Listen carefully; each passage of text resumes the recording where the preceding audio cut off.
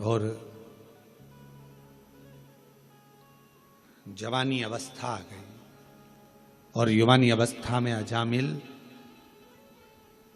मंदिर जा रहा था।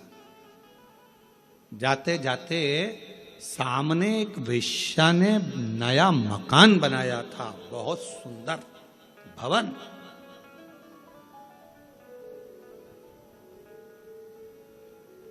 ध्यान गया।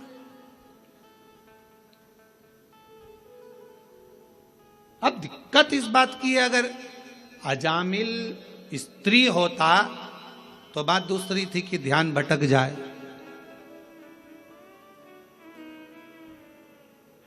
एक बहुत शातिर चोर था, बहुत शातिर। उसको पकड़ना बहुत कठिन था, बहुत कठिन।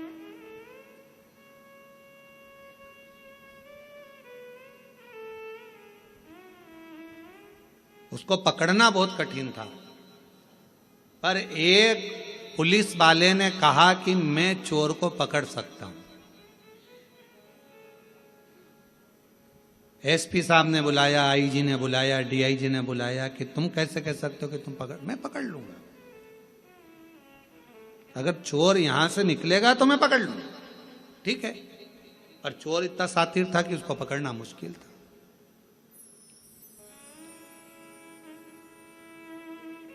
अब वो चोर ने अपने तन को ढक लिया और चोर ने तन को ढक कर बुर्खा पहन लिया, चला। और चोर ने बड़ा सुंदर रूप धरकर, कपड़े बदलकर, स्त्री के कपड़े पहनकर चोर जा रहा था। और चोर जाते जाते जाते जाते आगे निकला। उसको कोई नहीं पहचान पाया, पर पुलिस वाले ने उसको पहचाना। जिसने शर्त लगाई थी कि मैं पहचान सकता हूं, मैं बता सकता हूं, उसने पहचाना और पहचाना, पकड़ा, ले गए थाने में। उसको देखा तो वही चोर था। एसपी साहब ने पूछा कि कोई नहीं पहचाना, तुम कैसे पहचाना कि ये पुरुष नहीं स्त्री है, ए स्त्री नहीं पुरुष है, तुम कैसे पहचाने? उस पुलिस वाले ने कहा, साहब ये सुनार की दुकान के सामने से जा रहा था, बाजू में कपड़े की भी दुकान थी, बहुत सुंदर साड़ियों की, सूट की दुकान थी। उसके पास में ही ब्यूटी पार्लर भी था। उसी के आगे आर्टिफिशियल ज्वेलरी की दुकान भी थी। फिर उसी के पास में चूड़ियों की दुकान भी थी, जैसे कोरबा में है। सब दुकानें लाइन से थी और 4 दुकान एक जैसी लाइन से थी, सारी स्त्रियों की थी। ये वहीं से निकल रहा था। अगर ये लेडीज होता तो पलट कर जरूर देखता, पर ये एक भी दुकान पर घूर कर नहीं देखा, पकड़ाई में आ गया कि ये स्त्री नहीं, ये औरत है ही नहीं, ये स्त्री है ही नहीं। एसपी साहब ने कहा इसका प्रमोशन होना चाहिए, बड़ा चतुर है, बड़ा चतुर, इसकी विद्वत्ता बड़ी प्रखर है।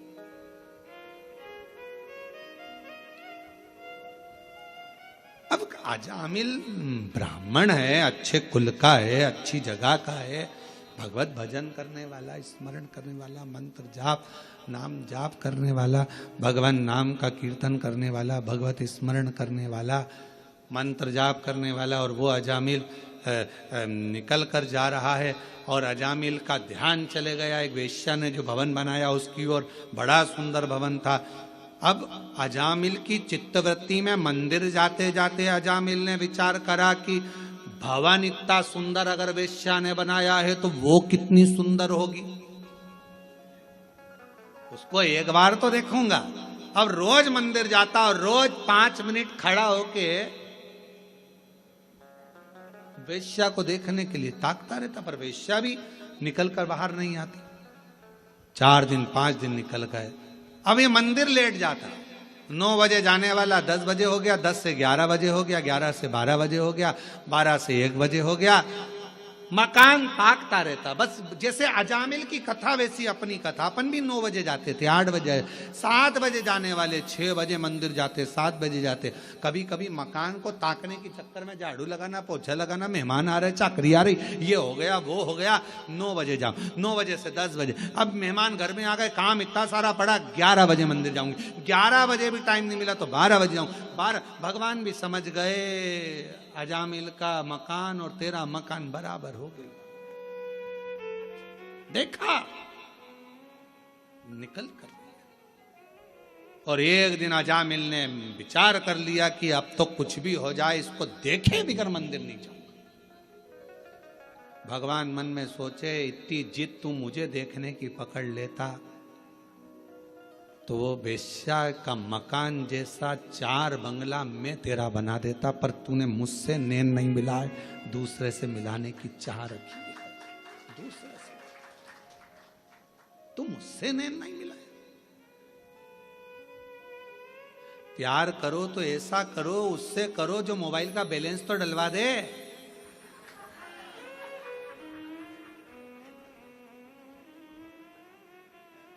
जरा से चाउमीन के चक्कर में दूसरे की गाड़ी सुधरने के लिए आई, डीजल भी उसकी गाड़ी का नहीं था, गाड़ी भी उसकी नहीं थी, और मेरे सनातन धर्म की बेटियां लव जिहाद का शिकार हो जाती है। जरा सा दे, अरे प्यार उससे करो जो बैलेंस तो डलवा दे, मालूम पड़े वो तुम्हें भी बर्बाद कर दे और तुम्हारे खानदान को भी बर्बाद कर दे। ऐसा लड़का नहीं चाहिए। ऐसा लव किस काम का जिसके तुम शिकार हो जाओ? क्या करना है ऐसा लव कर कर, प्यार कर कर?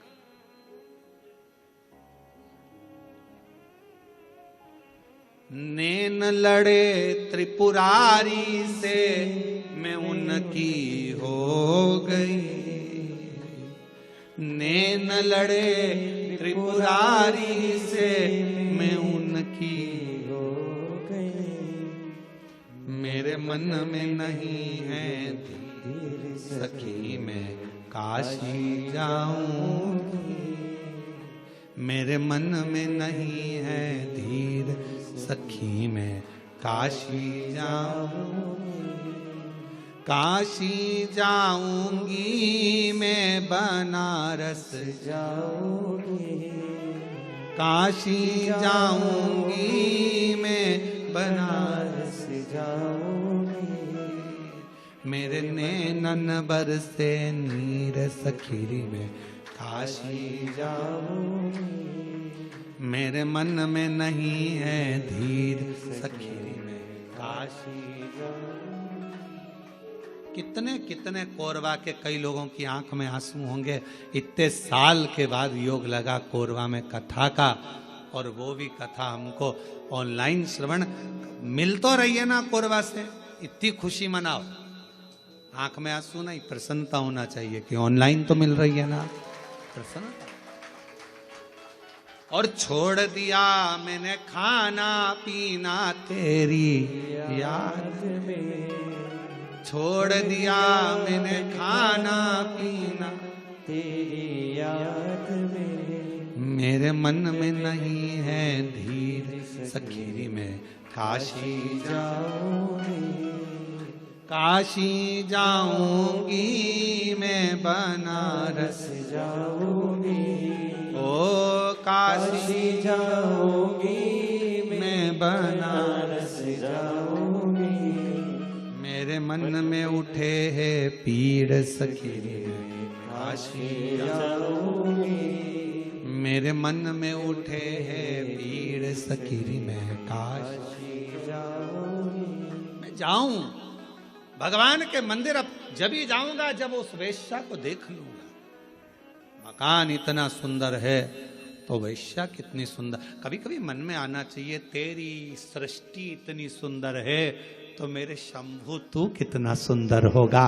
तुझे देखने की चाह जगे, शिव को देखने की चाह जगे, भगवान शंकर को देखने की चाह जगे।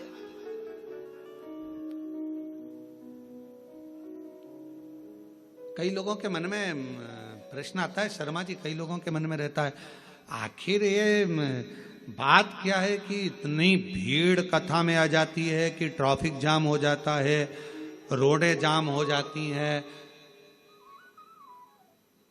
आखिर ये शिव पुराण में ऐसा क्या है? महाराज तो कई लोग तो देखने के लिए आते कि महाराज आखिर है क्या। अब उनको बताना पड़ता है महाराज के सिर पे सींग नहीं है, ना महाराज कथा करता है, कथा तो स्वयं देव अधिदेव महादेव करता है। और कथा सुनने वाले भी तुम नहीं हो, कथा सुनने वाला भी शिव है, और कथा करवाने वाले यजमान नहीं, स्वयं शंकर और पार्वती का रूप है। सामर्थ्यता किसी की नहीं, आप और हम कुछ भी नहीं। उसने जिद पकड़ ली, वेश्या को देखूंगा। 4 दिन हो गए वेश्या नहीं निकली, 5 दिन हो गए मंदिर छूट गया वेश्या के चक्कर में।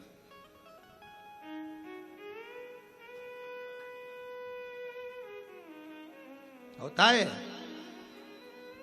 कई बार घर में धन रखा रहे, पैसा रखा रहे, तो घर में धन पैसा रखा रहता है तो कोई लोग बोल के मम्मी घर छोड़ के मत जाना, थोड़ा सामान पड़ा हुआ है।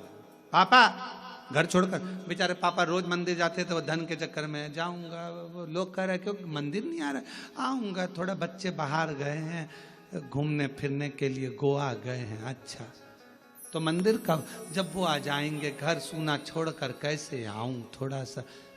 अब एक बार अगर देख लूं 4 दिन निकल गए वेश्या नहीं दिखी, 5 दिन निकल गए वेश्या नहीं दिखी, 6 दिन निकल गए, 10 दिन निकल गए वेश्या बाहर नहीं निकली,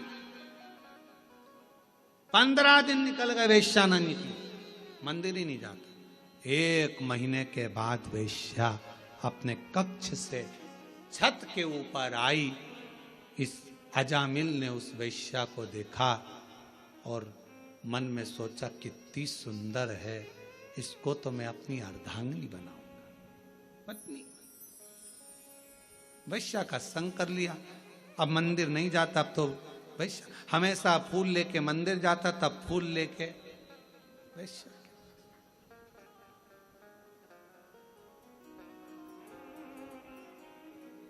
अब उसे कौन समझाए कि पहले मंदिर में फूल चढ़ाता था तो तेरे फूल को वो स्वीकार कर कर तुझे ब्यूटीफुल बना देता था। अब कौन समझाए कि वेश्या के जूड़े में लगाकर फूल तू ब्लेडी फूल हो गया। अब कहां तू ब्यूटीफुल था, कौन समझाए तेरे को। फूल वही है, बस एक लाइन बदल गई, इधर जाना था पहुंच गया उधर, गलत मार्ग की ओर चला गया। वेश्या के साथ रहने लगा, दिन रात 24 घंटे रहता। वेश्या का हृदय उस पर आया, उसका हृदय उस पे आया और शादी कर ली। अच्छा शादी हो भी गई, बच्चे भी हो गए, पर एक दिन देवताओं की मीटिंग हुई तो भगवान शंकर जी ने कहा भगवान विष्णु से, तुम्हारा भक्त देखो कहाँ चले गया। तो क्या अब चले तो गया, अब क्या करे। शंकर भगवान कहने लगे अपनी औलाद अगर गलत मार्ग में पड़ जाती है तो माता पिता उसका संग नहीं छोड़ देते, उसको वापस मार्ग पर लाने के लिए माता पिता कुछ ना कुछ जरूर करते। तो हम क्या करें। शंकर भगवान ने कहा इसके घर में 4थे नंबर का लड़का होगा, गर्भ में बच्चा है, चलो अपन उसके दरवाजे पर चलते हैं। भगवान संत का रूप रखकर अजामिल के दरवाजे पर आ गए, दरवाजा बजाया, ब्राह्मण देवता दरवाजा खोलो। अजामिल ने दरवाजा खोला, कहा मैं ब्राह्मण तो हूं पर मैंने वेश्या से शादी करी है, इसलिए लोग मेरे घर में नहीं आते, ब्राह्मण संत मेरे यहाँ नहीं आते। तुम क्या चाहते हो। हमें भोजन करना है, भूख लगी है, तुम्हारे गांव में कोई ब्राह्मण का घर नहीं है, भोजन तुम्हारे यहीं करेंगे। मेरी पत्नी वेश्या है, कोई बात नहीं, तेरे से शादी कर कर वो भी ब्राह्मणी हो गई, तू तो भोजन बनवा, मुझे भोजन करना।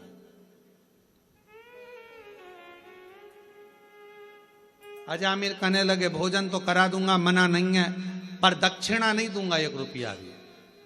शंकर भगवान मुस्कुराकर भगवान विष्णु की ओर देखकर बोले दक्षिणा की चाह तो हमको है ही नहीं, और दक्षिणा रखने के लिए हमारे पास जेब भी नहीं है, हम तो कर्पूर गौरम कर्णावतारम संसार सारम, हमें नहीं चाहिए। फिर सोच लो दक्षिणा नहीं दूंगा, हाँ मत देना, चल भोजन करा। अजामिल ने अंदर पत्नी को आवाज लगाई, भोजन बनाओ, ब्राह्मण संत आए भोजन करेंगे। संत भोजन करे, जैसे ही भोजन कर लिया, भोजन करते से उठ के पेट पे हाथ फेर के शंकर भगवान बोले अब दक्षिणा दो। इतने में अजामिल बोले मैंने पहले ही किया था, मैं दक्षिणा नहीं दूंगा। शंकर भगवान मन में संत के वेश में बोले भैया दक्षिणा बिना तो भोजन लगेगा नहीं, भोजन हम बिना दक्षिणा के तो जाएंगे ही नहीं। क्या दक्षिणा चाहिए? शंकर भगवान मुस्कुरा कर बोले तेरी पत्नी के गर्भ में बच्चा है, दक्षिणा में बस हमें इतना सा चाहिए कि बच्चा जन्म लेना, इसका तू नाम जो रखेगा नाम नारायण रख देना, और कुछ भी दक्षिणा में नहीं चाहिए, केवल नाम नारायण रख दे और कुछ नहीं चाहिए। अजामिल हंसकर बोला इतनी सी दक्षिणा ठीक है, नाम रखता कुछ भी रखता, नारायण रख दूंगा, नारायण नाम रख दिया। देखो भगवान को बदलना होता है तो कैसे बदलता है, नारायण नाम रख दिया।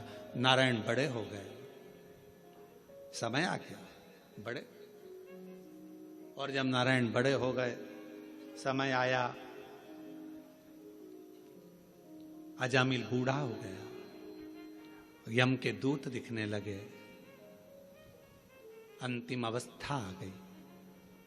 देखकर दूतों को घबराने लगा, बेटे से प्रेम बहुत था तो आवाज लगाने लगा, बेटा नारायण, बेटा नारायण, बेटा नारायण जल्दी आ। नारायण नारायण नारायण नारायण पुकारने लगा। जैसे पुकारा, बेटा नारायण तो नहीं आया, पर वो विष्णु भगवान नारायण जरूर आ गए और उसका उद्धार कर कर चले, उद्धार कर कर। भगवान अगर कृपा करता है तो कैसे? हमारे पूर्व का प्रारब्ध, हमारे पूर्व का कर्म हमको परमात्मा के करीब में लेकर जाता है। याद रखना, ईश्वर का संग मिल रहा है, कथा मिल रही है, मंदिर जा रहे हो, मंदिर में एक लोटा जल चढ़ा रहे हो, समझ लेना हमारे पूर्व का कर्म अच्छा था, भगवान के करीब में पहुंच गए। धन, सत्ता, सिंहासन, मकान, दुकान, प्रॉपर्टी, प्लाट, सब कुछ, ये सारा और भी ईश्वर का संग और सत्संग, ये पूर्व के प्रारब्ध से ही मिलता, पूर्व के